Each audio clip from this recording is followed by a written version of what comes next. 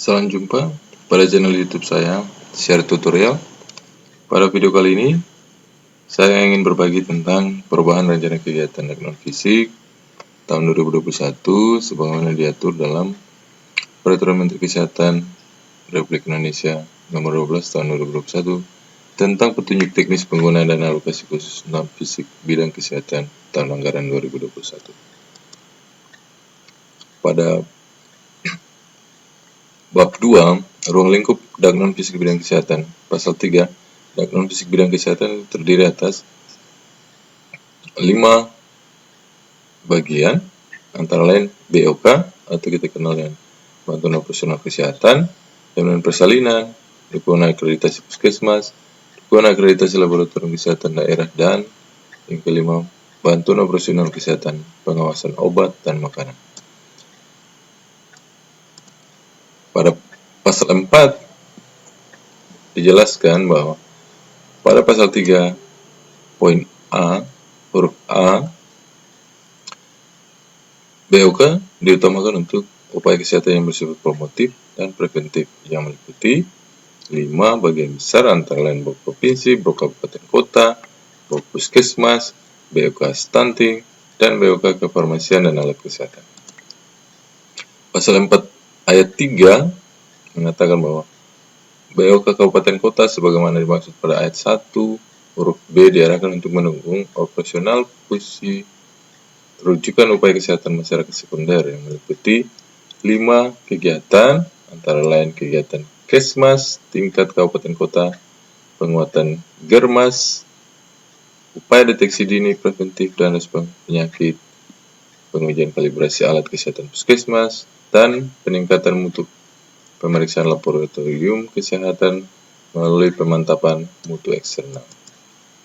Pada pasal 4 ayat yang 4 menyebutkan bahwa BOK puskesmas sebagaimana dimaksud pada ayat 1 huruf C diarahkan untuk mendukung operasional yang meliputi pelaksanaan Germas di wilayah kerja, kegiatan Kesmas tingkat puskesmas, upaya deteksi dini preventif dan respons penyakit, penghijauan sanitasi total berbasis masyarakat di desa atau kelurahan prioritas atau dikenal STBM, kemudian dukungan operasional UKM Tim Nusantara Sehat dan penyediaan tenaga dengan perjanjian kerja.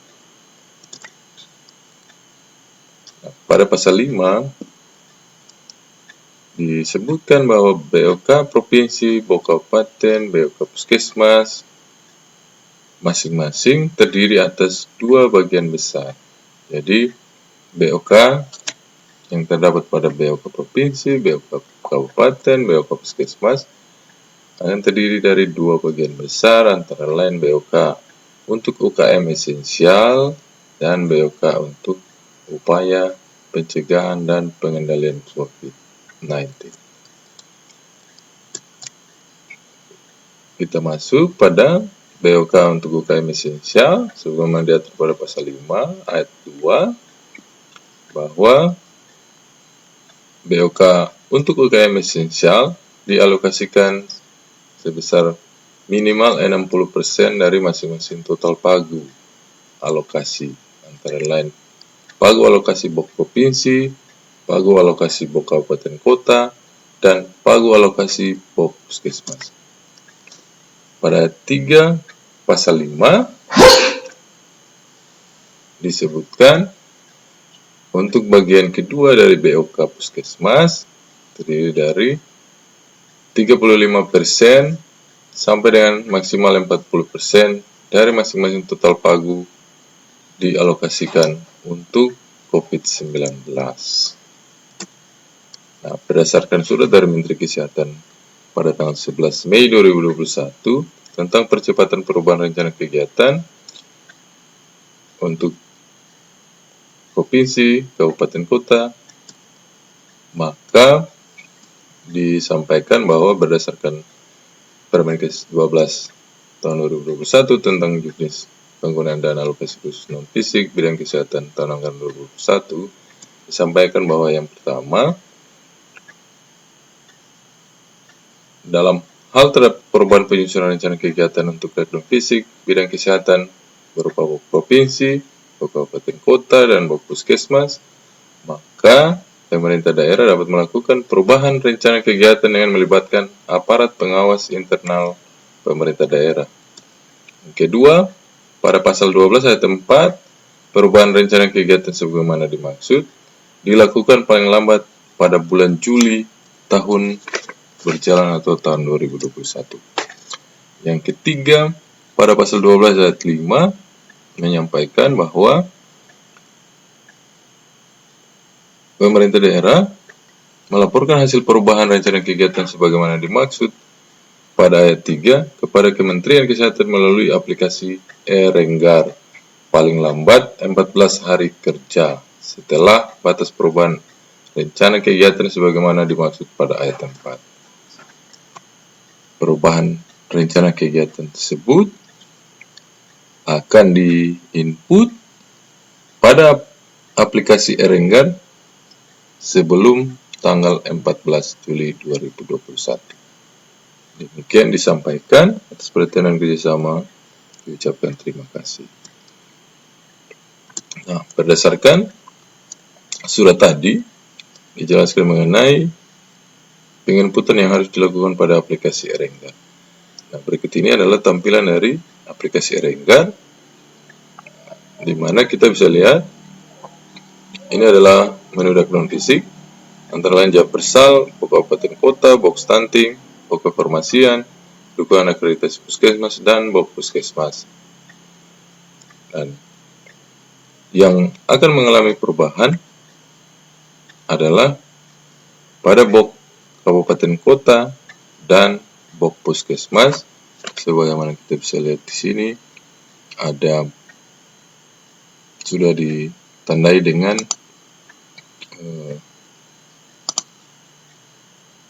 revisi RK pada BOK kabupaten kota tahun 2021 dan juga pada BOK puskesmas, sehingga puskesmas sudah harus melakukan perubahan rencana kegiatan dan juga kabupaten kota dan provinsi. Ini adalah tampilan e-Renggar pada level kabupaten kota. Dengan demikian maka kabupaten kota dan puskesmas sudah harus melakukan perubahan rencana kerja bantuan operasional kesehatan untuk kabupaten kota dan puskesmas untuk dapat di-input pada aplikasi e-Renggar. Kemudian seperti yang dijelaskan sebelumnya bahwa BOK kabupaten kota terdiri dari dua bagian besar, antara lain UKM esensial yakni terdiri dari 60-65% untuk UKM esensial dan 35% sampai 40% untuk COVID-19. Di sini terdiri dari 6 menu, di mana pada menu sebelumnya itu terdiri oleh 5 menu, tapi pada saat ini sudah terdiri dari 6 menu, yakni untuk UKM esensial. Nah, Dinas Kesehatan harus melakukan revisi untuk menginput kebutuhan anggaran yang sesuai dengan PMK 12 tahun 2021, yakni 60% sampai 65% dari total pagu BOK kabupaten kota. Pada menu sebelumnya kita di sini hanya terdiri dari 5 menu, dan pada perubahan ini terdapat 6 menu.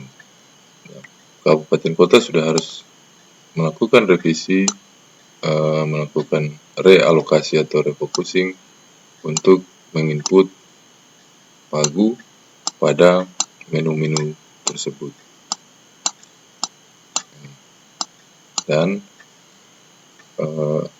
total UKM esensial akan muncul di sini, dan itu adalah merupakan hasil totalnya akan berjumlah kurang lebih lebih dari atau sama dengan 60% atau 60-65% dari total pagu BOK Kabupaten. Kemudian bagian kedua dari BOK Kabupaten adalah untuk COVID-19. Ini menu baru yang sebelumnya tidak ada pada aplikasi Renggar. Karena itu kabupaten kota juga sudah harus menyiapkan menu ini untuk diinput, yang terdiri dari 7 menu yang merupakan hasil refocusing dari kegiatan UKM esensial yang berjumlah 35-40% dari pagu total BOK Kabupaten Kota.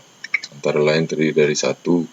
Koordinasi lintas sektor dalam pelaksanaan pencegahan dan pengendalian COVID-19 tingkat kabupaten kota, pembinaan pelacakan kontak kasus corona virus disease 2019 kepada puskesmas hingga petugas tracer, kegiatan monitoring dan evaluasi dalam rangka pencegahan dan pengendalian penyakit COVID-19 tingkat kabupaten kota, kemudian peningkatan kapasitas bagi petugas surveillance dan pengolah data di puskesmas dalam rangka tracing dan manajemen data, peningkatan kapasitas bagi petugas pelacakan kontak atau tracer, dan penyediaan APD dan hand sanitizer untuk pelacakan kontak.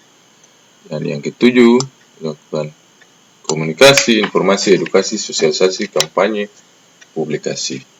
Nah, kemudian masing-masing item ini akan diinput dengan pagunya, dan pada totalnya akan terinput 35 hingga 40% untuk COVID-19.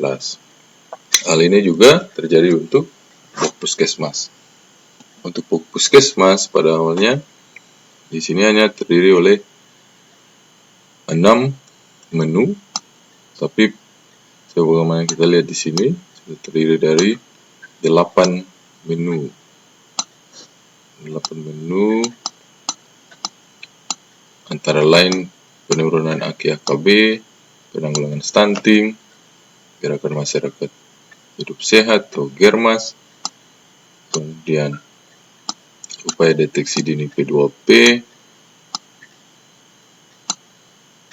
pemicuan STBM, dukungan operasional UKM Tim Nusantara Sehat, penyediaan tenaga dengan perjanjian kerja, dan penyelenggaraan fungsi manajemen puskesmas.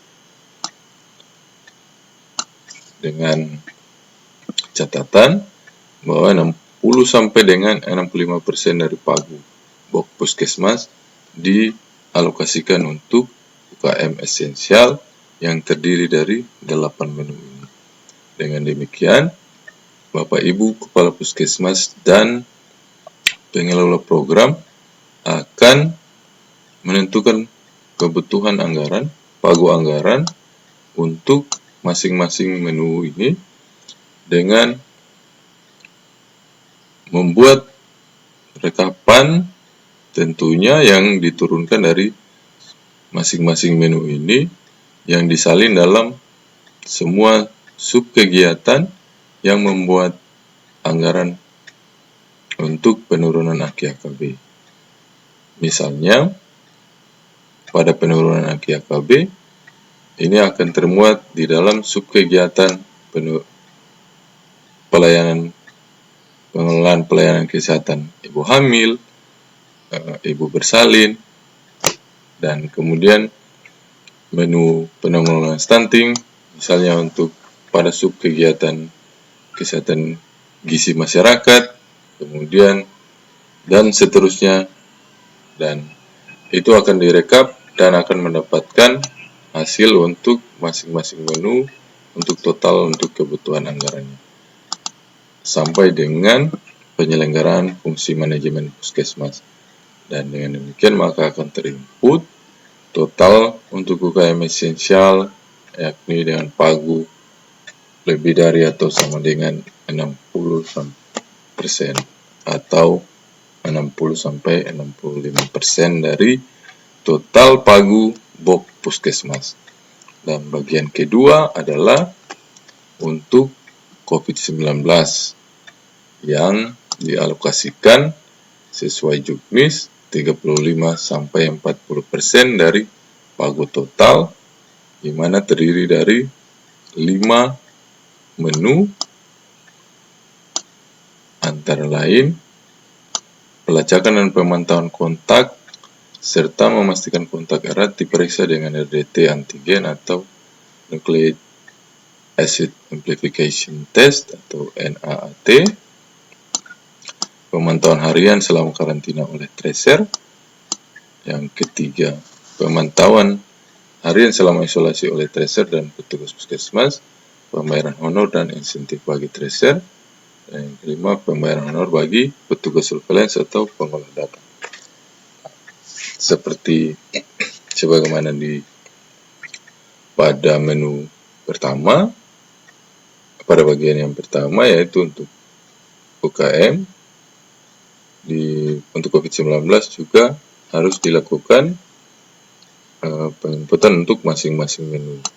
Nah, untuk COVID-19 ini akan dimuat pada hanya satu subkegiatan, yakni subkegiatan penanggulangan pencegahan krisis bencana, sehingga semua menu ini hanya termuat dalam satu subkegiatan, namun puskesmas dan kabupaten kota yang merekap harus merekap total masing-masing untuk bisa menentukan pagu pada masing-masing sub menu ini untuk diinput, sehingga totalnya memuat untuk COVID-19 terdapat 35-40% pagu. Di sini, karena jika kita klik pada input, maka pada menu selanjutnya pada aplikasi Renggar itu akan langsung masuk pada daftar puskesmas, alamat dan kebutuhan anggaran ini per puskesmas. Di sini belum diinput, jadi nilainya masih 0 dan sesuai dengan jumlah puskesmas. Nah, sehingga sesuai dengan surat yang tadi ditampilkan, bahwa batas untuk penginputan pada aplikasi Renggar adalah pada tanggal 1 sampai 14 Juli.